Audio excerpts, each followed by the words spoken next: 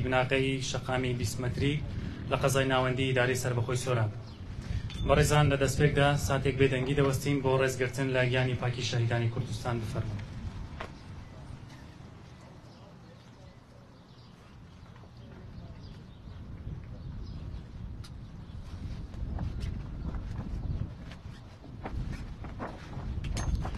زۆر سپاس بفەرمون. بەڕێزان لەسەر ڕاستپاردەی ڕێزدار مەسرور بارزانی سەرۆکی حکوومەتی هەرێمی کوردستان و بە چاودێری ڕێزدار هەڵگور شێخ نەجیب سەرپەرشتیاری ئیداری سەربەخۆی سۆران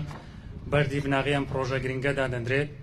بە ناوی پرۆژەی دروستکردنی شەقامی 20 مەتری کۆڕەک لە سۆران کە بودجەی پرۆژەکە 578 ملیۆن دینارە لەسەر بودجەی ئیداری سەربەخۆی سۆران کە بە ماوەی 210 ڕۆژی تەقویمی پرۆژەکە بە کۆتایی پێدەهێنرێت. بەڕێزان لە دەستپێکدا داوا لە بەڕێز سەرپەرشتیاری ئیداری سۆران دەکەین بفەرمووت بۆ پێشکەشکردنی وتەیەک.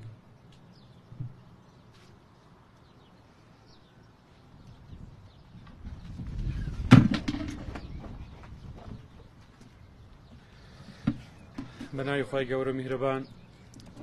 ئامادەبوانی خۆشەویست،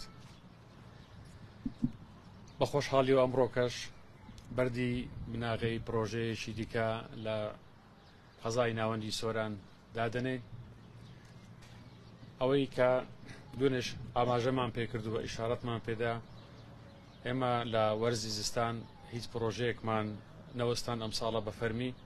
پرۆژەکان بەردەوامیان هەبوو، هەر کاتێک کەش و هەوا لەبار بە پرۆژەکان ئیشی خۆیان دەکرد و لە دەستپێکی وەرزێکی نوێ سەرەڕای هەموو ئەو قەیرانانە و هەموو ئەو فشارانەی کە لەسەر حکوومەتی هەرێمی کوردستان هەیە،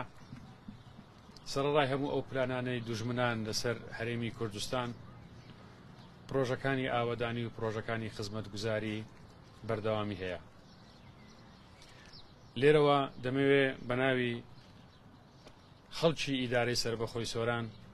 جارێکی دیکە سوپاسێکی بێپایانی ڕێزدار مەسرور بارزانی سەرۆکی حکوومەتی هەرێمی کوردستان بکەین کە بە تایبەتی لە دەستپێکی هەبوونی ئیدارەی سەربەخۆی سۆران پاڵپشتێکی تەواوی ئەو دەبەر و ئەو ناوچەیە کردووە و لەوە کە ئەم خەڵکەی ئەم دەبەرە شایستەی هەموو خزمەتگوزاریەکەن. ئێمەش پێشمەرگە ئاسا لە تیمی ئیدارەی سەربەخۆی سۆران هەوڵمانداوە بە شێوەیەکی ڕێک و پێک ئەو پرۆژانە بێخینە خزمەت هاوڵاتیانەوە. بەڕێزان ئەو پرۆژەی ئەمڕۆکەش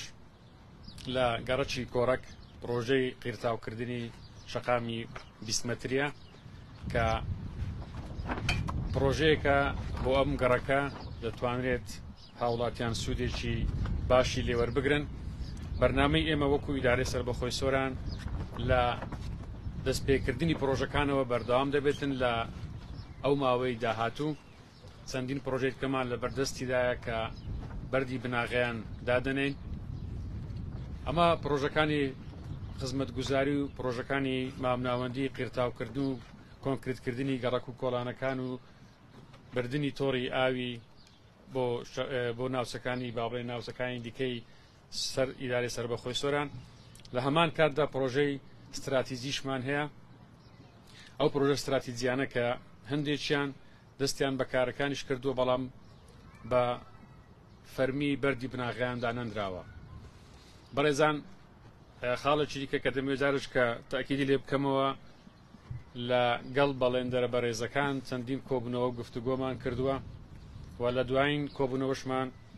ئێمە زۆر بەڕاشکاوانە باسمان کرد کە ئەو پرۆژانێک کە ئێمە ئیعلانی دەکەین و تەندەرەکان وەردەگرن دەبێ بارودۆخ و کێشەی دارایی حکوومەت لە بەرچاو بگرن. ئێمە هەموو هەوڵ و تەقەلاک دەرێن بۆ ئەوەی مستحقاتی خۆیان و ئەو سلفانێک کە بۆیان دیاری دەکرێتن سەرف بکرێتن، بەڵام ئەوەی ئێمە ئەو بەڵێنێک کە لەوانمان وەرگرتیا حەز دەکەم لە بەردەم ئەو هاوڵاتیانی ئەو گەڕەکەش دووپاتی بکەمەوە کە ئەوان ئەو ڕۆژانێک کە بۆیان دانراوە پرۆژەکان ڕناگرن و هەوڵ دەدەن پرۆژەکان لە کاتی خۆی تەواو بکرێتن. ئەگەر خوددا نەخواستە تووشی قەیرانێکی دارایش بین کە لە ماوەی خۆیدا نەماتوانی ئەو پارێ بۆ بەڵێندەرەکان دابین بکەین من ئەوم بۆ باس کردووە لە سەرەتادا ئەگەر ئەو ئیمکانەتیان لە بەردەستدانە بیتن باشترە پێشوەختە پێمان بڵێن بۆ ئەوەی ئێمە تووشی کێشە و گرفت نەبین چکە زۆر جاران دەبینی کۆڵانێکی واکات و دەست بە ئیشکردن دەکەی و دەست بە پرۆسەی هەڵکۆڵین دەکەی لە ناوەندی پرۆسەکە تۆ ڕادەگری ئەو خەڵکان تووشی بێزاریەکی زۆر دەبن و زۆر جارانیش لەوانێت داوای ئەوە بکەن بڵێن هەر دەستکاری نەکراوە بۆیە من لێرەوە داوا لە کۆمپانیا جێبەجێکار دەکەم ئەم پرۆژەیە لە کاتی دەستپێکردنی هەوڵ بدرێتن بە ماوەیەکی کورتتر لەو ماوەی کە بۆی دانراوە پرۆژەکە تەواو بکرێت و بچێتە خزمەت هاوڵاتیانەوە ئێمەش وە کوئیدارە هەموو هەوڵ و تەقەلایەک دەدەن بۆ ئەوەی مستحقاتی خۆیان بۆ سەر بکرێن بەڵام وەکو باسم کرد بێکەوە نەبەسترێتەوە چونکە ئەو بابەتەمان بێشتر لێکتر لەگەڵێکتر گفتوگۆ کردووە جارێکی کە بە ناوی ئیدارەی سەربەخۆی سۆران و هاوڵاتیانی ئەم دەبەرە سوپاسێکی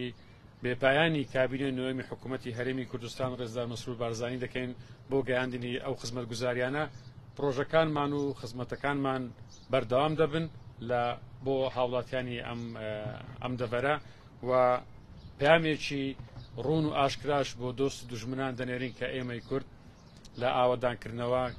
لە بەرەو پێشچوون ناوەستین کە بەداخەوە ئەوان چاویان بەو پێشکەوتنەوە بەو خۆشگوزەرانیەی ئێمە هەڵنایەت ئێمە دووپات دەکەینەوە کە پێشمەرگەیەکی ئاسایی ئەو کابینێ دەبین جارێکی کە سوپاس بۆ ئامادەبوونتان و هیوادارین بە زووترین کات ئەو پرۆژەیەش بچێتە خزمەت هاوڵاتیان زۆر زۆر سوپاسم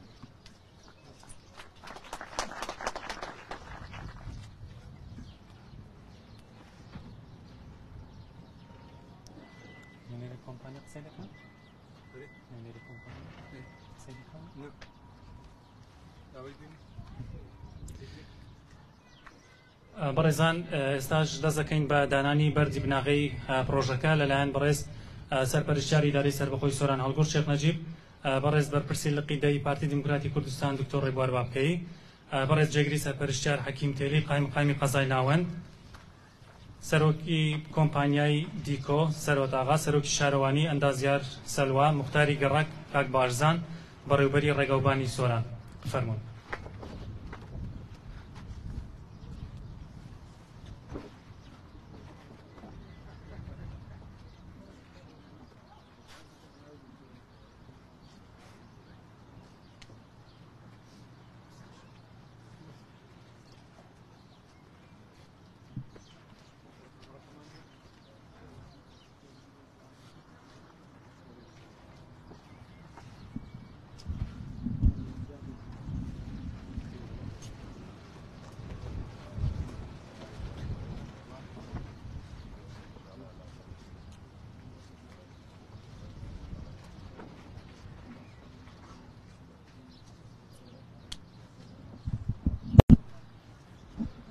بەڵێ بینێرانی زاری کرمانجی هەروەک دەبینیم بە شێوشی ڕاستەوخۆ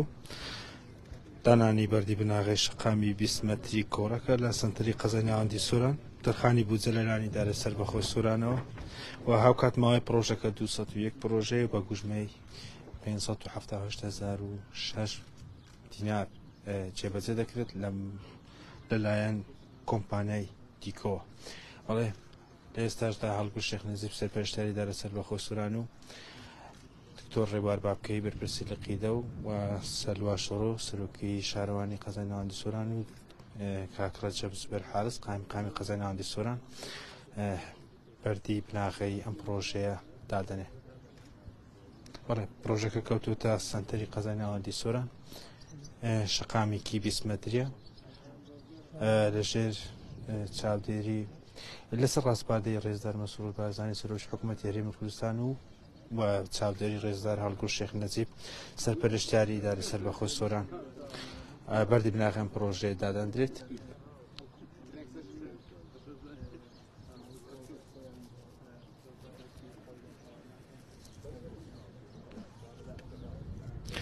هەروەک لە قسەکانیدا هەڵگورد شێخ نەجیب ئاماژە بەوەدا پرۆژەکان ناوەستن بەردەوامیان دەبێت و هاوکات ئەمە لە کاتێکدا دوێنێش پرۆژێکی دیکەی خێرتاوکردن و هەروە پرۆژێکی ئاوی هەر لە سنتەری قەزای ناوەندی سۆران جێبەجێکرات ئەمڕۆژ دانانی پرۆژەی شقامی 20 متری کۆڕەکە لە سنتەری قەزای ناوەندی سۆرە.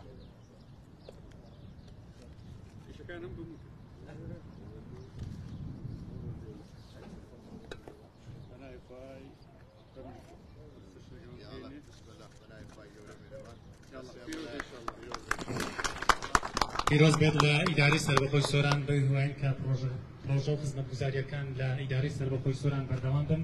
لە سایەی کابینە نوێنی حکوومەتی هەرێمی کوردستان. زۆر بەخێر بێن، زۆر سوپاس.